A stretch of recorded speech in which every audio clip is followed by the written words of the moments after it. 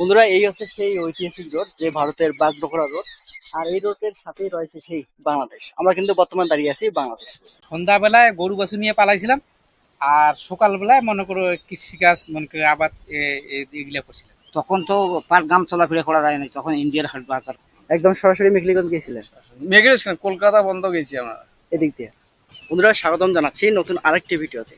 আবারও চলে এসেছে সেই ভারতের ভিতরে যে বাংলাদেশ রয়েছে, সেই বাংলাদেশের একদম সীমান্তের কাছে। আমার এই সাইডে হচ্ছে ভারত, আর ঠিক এই সাইডে হচ্ছে বাংলাদেশ।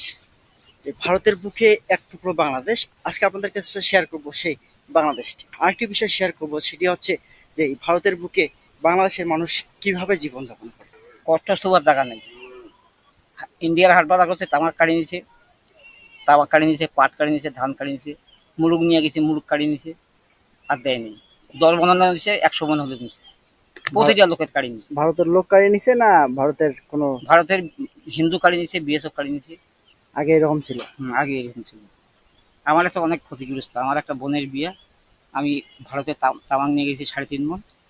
এইখানে আমার ইন্ডিয়ার একটা গাড়ি স্ট্যান্ড আছে, ওইখানে চললে বাজার দেওয়া যায়, মেঘলিগঞ্জ বাজার। মেঘলিগঞ্জ বাজার দেওয়া যায়। এইখানে নিয়ে গেছি তামাকটা 3.5 মন। বোনের বিয়ে ঠিকঠাক করছি, সম্পূর্ণ তামাক কাড়ি নিতে বিয়েছে। মানে এই তামাক বিক্রি করে আপনার বোনের বিয়ে দিতেন?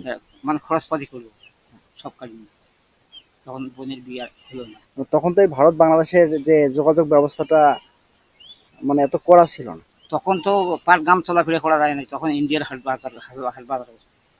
যখন করিডোর হয়েছে তখন থেকে আর ইন্ডিয়া উঠে না, হাট বাজার করি না। মানে এর আগে সরাসরি মেঘলিগঞ্জ যাইতেন? হ্যাঁ, আমি এখানে একদিনে মোটামুটি একদিনে 26 জন ধরা হয়েছিল। 26 জন এক টাইমে ধরা হয়েছে, এক টাইমে।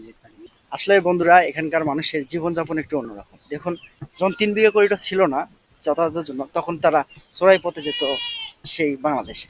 আবার তারা যেত হচ্ছে ভারতে যেতেও তারা জেল খাটতো। আসলে এই বিষয়গুলো অন্যরকম। ভারতের ভিতরে যে বাংলাদেশটা আছে, হ্যাঁ, তখনকার সময় এই বাংলাদেশটা ছিল। ওটা আমার আমার বাবার এখন মারা গেছে, বাপদা তার আগ থেকে ছিল এইটা বাংলাদেশ। এটা বাংলাদেশ। হ্যাঁ। কিন্তু বাংলাদেশ নামে পরিচিত ছিল, কিন্তু বাংলাদেশের স্বীকৃতি পায়নি। না, বাংলাদেশের মানে বাংলাদেশের যে প্রধানমন্ত্রী আছে, প্রধানমন্ত্রীর যোগাযোগ ছিল, কিন্তু প্রধানমন্ত্রীর কাজ করে পায়নি। যখন এই করিডোর হয়েছে তখন থেকে যে প্রধানমন্ত্রী লক্ষ্য দেয় গভর্নমেন্ট যে কাজ কাম করে, গ্রামের কাজ। মানে আগে আপনাদের বাংলাদেশে কোনো আইডি কার্ড ছিল না, ভারতে কোনো আইডি কার্ড ছিল না? না, তখন আপনারা একটা অন্যরকম পরিবেশে ছিলেন। পরিবেশ মানে ওটা মানে কুকুর শিয়াল যেমন ওইরকম। ওই ও পাশের জমিটা ইন্ডিয়া, এই পাশেরটা আমার। পাশের জমিটা আপনাদের? হ্যাঁ, ওই যে ওই ছিলেন, ওই সবজিটাই আমার। কি আবাদ করছেন ওখানে? ওখানে কলমি শাক। বন্ধুরা, দেখুন যে আমার সামনে একটি সীমান্ত পিলার দেখা যাচ্ছে, আর এই সীমান্ত পিলারের সাইডে রয়েছে আরেকটি সীমান্ত পিলার। ওই যে দূরে দেখা যাচ্ছে সীমান্ত পিলার, আর ঠিক অপোজিটে রয়েছে আরেকটি সীমান্ত পিলার। ওই যে সামনের সীমান্ত পিলারটি দেখা যাচ্ছে, এটি হচ্ছে সেই সীমান্ত পিলার। আসলে এই সীমান্ত এলাকায় যে কোন দিকে ভারত কোন দিকে বাংলাদেশ বলা অসম্ভব, তাই এইভাবে সীমান্ত পিলার করে এখানে চিহ্ন করে দেওয়া হয়েছে যে ভারতের বুকে যে এক টুকরো বাংলাদেশ রয়েছে সেটি। দেখুন, আমার পিছনে সীমান্ত পিলার রেখে আসলাম, আবার সামনে একটি সীমান্ত পিলার রয়েছে, আর এই সীমান্ত পিলারের পাশে রয়েছে বাংলাদেশের গ্রাম, আর ঠিক অপোজিটে রয়েছে সেই ভারতের গ্রামটি। এই হচ্ছে আরেকটি সীমান্ত পিলার, এখানে একটি সীমান্ত পিলার, আর সামনে আরেকটি সীমান্ত পিলার, ঠিক অপোজিটে আরেকটি সীমান্ত। এই সীমান্ত এলাকায় বেশিরভাগ মানুষ দরিদ্র সীমা নিচে বসবাস করে। বর্ষাকালে তাদের জীবন আরো কঠিন হয়ে পড়ে। চারদিকে কাদা ও পানি জমে থাকে, যার কারণে ফসল তোলা এবং এক স্থান থেকে অন্য স্থানে যাতায়াত করা খুবই কষ্টকর হয়ে যায়।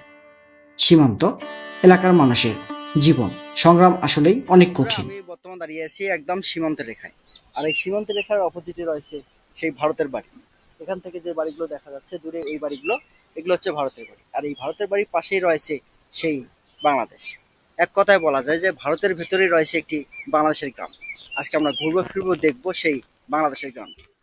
ভারতের ভেতরেই বাংলাদেশ কথাটা শুনলেই যেন শিহরণ জাগে।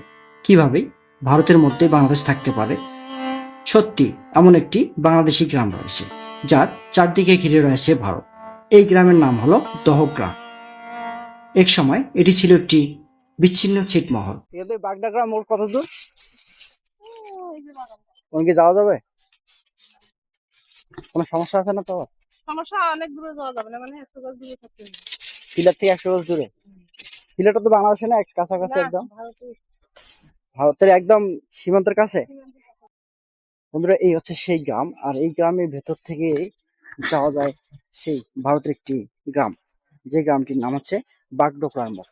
আমরা সেই গ্রামের ভেতর দিয়ে যাচ্ছি সেই বাগডোগরার মোড়ের উদ্দেশ্যে। দেখুন কত সুন্দর একটি গ্রাম, আসলে দুই পাশটা অনেক সুন্দর, চারপাশে ভারত সীমান্ত আর এর মাঝখানে বাংলাদেশ। এই ছোট্ট জনপদে যেন ইতিহাস এক জীবন্ত সাক্ষী। আগে তো ভারত ছিল, তারপরে তারপরে রাস্তা হইলে আমাদেরকে রাস্তা দিলে রাস্তা নিয়ে যায় কে বলছে। যখন আমরা অসুস্থ হইতেন তখন কই যেতেন আগে? আগে ভারতে যাইতাম, আগর তো ভারতেও গেছিলাম।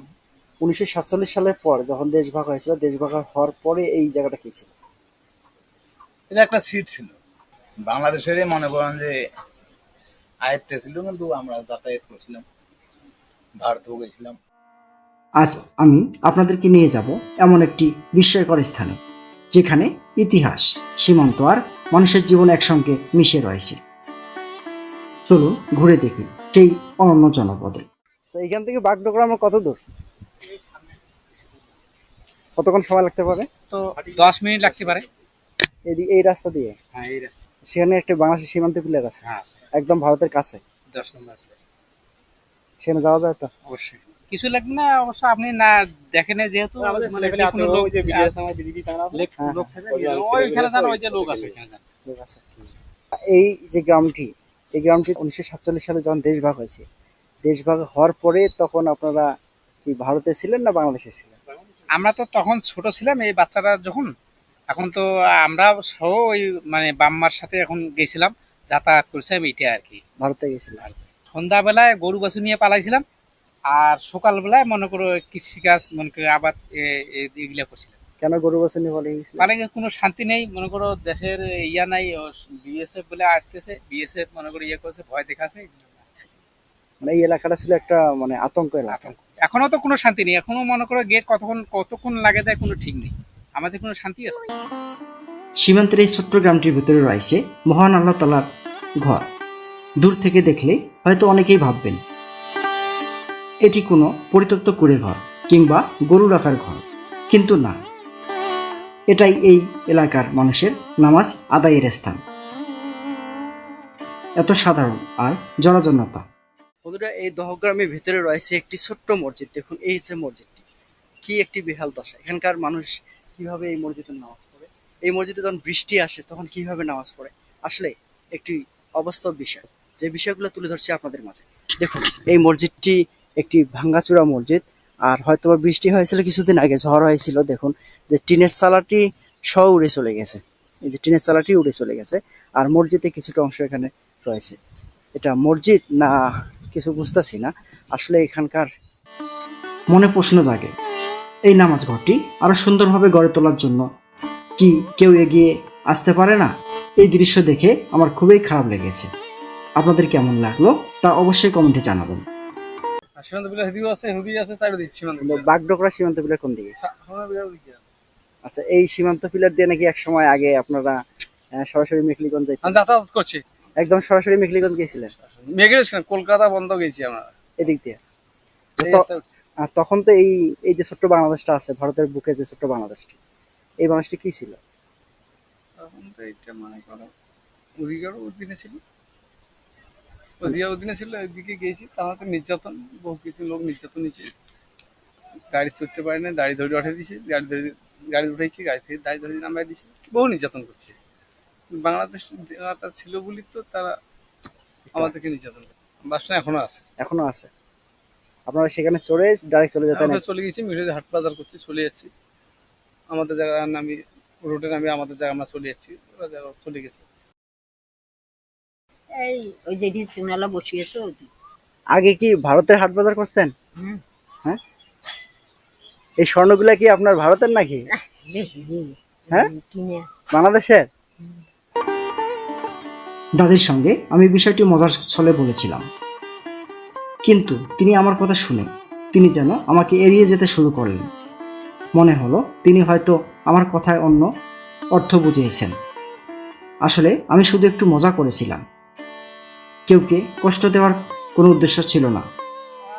রংপুরের একজন আছে আর পারগামের একজন। হ্যাঁ। শেওড়া ওর থাকিয়া হতি না যায় ওমাগুলো ওদি ফুরিস করি দিই। হ্যাঁ। তুমি তো আইসে তো আমরা আগর থেকে ফুরিস করে দেয় হামাক করো। দেখতে সাধারণ একটি রাস্তা, কিন্তু এর বুকে লুকিয়ে আছে বহু ইতিহাস। এই পথ ধরে এগুলেই পৌঁছে যাওয়া যাবে ভারতে। সীমান্তের এই রাস্তা শুধু যাতায়াতের পথ নয়, এটি ইতিহাসের এক জীবন্ত অধ্যায়। বাংলাদেশে যে একটি ছোট্ট রাস্তা রয়েছে, সেই রাস্তা ধরে এক মুরব্বীর সহযোগিতায়, চাচা আপনার নাম? আমার নাম শফিকুল ইসলাম। যে ওনার সহযোগিতায় আমরা সেই যে ভারতের সীমান্ত পিলার রয়েছে একদম ভারতের রাস্তার সাথে, সেখানে যাব এবং দেখব যে ভারতের গাড়িগুলো কিভাবে যাচ্ছে তা আপনাদেরকে দেখাবো। ততক্ষণে বন্ধুরা সঙ্গে থাকুন এবং পুরো ভিডিওটি দেখতে থাকুন। আগে তো ছিটমহল ছিল, এখন তো ভারতীয় যাওয়াতে করছি। পুরোটা ছিটমহল ছিল। হ্যাঁ। আচ্ছা এই পাশে না একটা আছে পিলার এটি? পিলার এই মানে এই আমার ভুট্টার গাছটা আছে না, হ্যাঁ। ভুট্টার গাছে এই জঙ্গলখানে যে গাছগুলা দেখা আছে ওইটাই পিট হয়। রাস্তাটা ওই যে স্পষ্ট, গরু বান্ধা আছে আমার বাংলাদেশ ওই বড়া সিংহা থেকে ওই যে পিলার আছে। রাস্তাটা স্পষ্ট কোনটা দেখা যায় ভালো? এই পাশে। সামনে তো না পিলার এই সামনে সামনে রয়েছে তো। হ্যাঁ। এই রাস্তার মানে বেরোনোতে পিলার। ভারতের রাস্তার সাথেই পিলার। হ্যাঁ। আগে এটা কি রোড ছিল? কাঁচা রোডে ছিল অবশ্যই। তো ভারতের রাস্তার সাথে জয়েন ছিল তো, পরে ওরা কাটি দিচ্ছে এই আমার রাস্তা হওয়ার পরে। হ্যাঁ। ওরা এখন কাটি দিচ্ছে।